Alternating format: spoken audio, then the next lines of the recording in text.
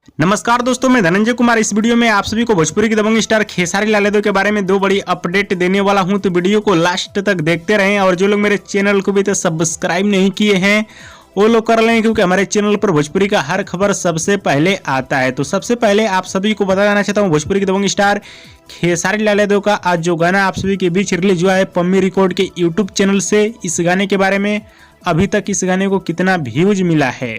तो दोस्तों, जब मैं ये वीडियो बना रहा हूँ, खेसारी लाल यादव के इस गाने को रिलीज हुए 11 घंटा हो रहा है और 11 घंटे में इस गाने पे 1,28,000 लाइक्स मिला है, जो कि आप लोग स्क्रीन में देख सकते हैं, और 22 लाख व्यूज मिला है, जो कि खेसारी लाल यादव के इस गाने पे बहुत ही अच्छा रिस्पांस मिला है। और इससे पहले खेसारी लाल यादव का 3-4 गाना और आया था, लेकिन उन सभी गानों पे उतना अच्छा खासा रिस्पांस नहीं मिला जितना आज वाले गाने पे मिल रहा है। अब चलिए आगे बढ़ते हैं, बात कर लेते हैं खेसारी लाल यादव के एक और खबर के बारे में। खेसारी लाल यादव का अगला धमाका होने वाला है बोका म्यूजिक से। जी हाँ दोस्तों, खेसारी लाल यादव का अगला धमाका आप सभी के बीच होने वाला है बोका म्यूजिक से, और इसकी जानकारी दिए हैं कृष्णा बेदर्दी इशारों इशारों में।